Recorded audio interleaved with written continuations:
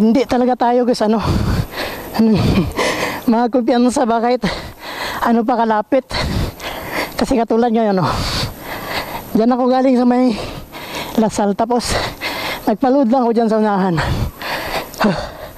Pagbalik ko, may mga pulis na. Kaya nangyari, iniwan ko yung motor ko, tapos nagdaan ako kina sir, tapos tinawanan ako ng mga pulis. Tapos sabi nila, pagbalik mo, suot ka na ng helmet ha. Putek.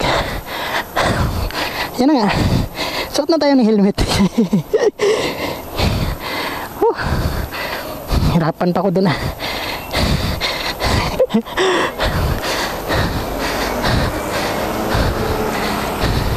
Ayan na sila.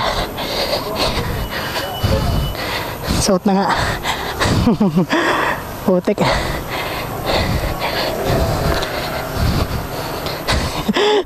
Biar.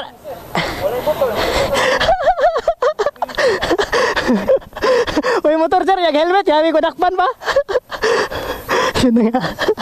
Wala na tayong motor tapos naka-helmet. Putek. Kaya hindi talaga magkumpiyansa guys. Kasi mga 100 meters lang yung pinuntahan ko. Dito lang ako nagpalod sa may tindahan. Lapit lang, di ba? Tapos nung nagpalod na ako, doon na sila naka-plaster na. Hirap. Malaki pa naman yung violation ng helmet, 4,000.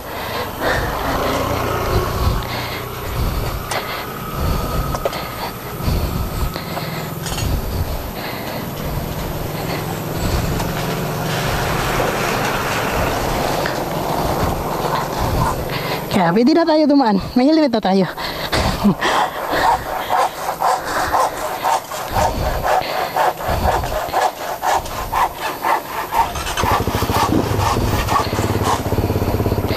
Let's go. Sana parahin tayo. Saan tayo dun makapit? Okay na. Sir, thank you.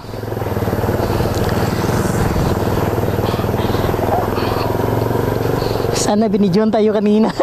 Naglakad tapos walang motor, may helmet.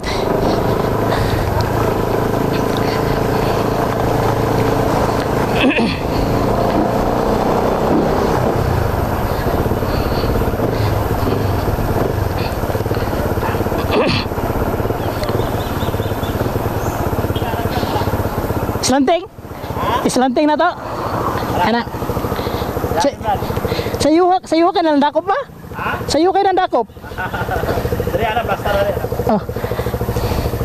Pag maabot ato sila. Wala dari kay bagis kita. Dahil wala kang gikuan. Wala. Katawaan ko nila naglakaw ako naka-helmet.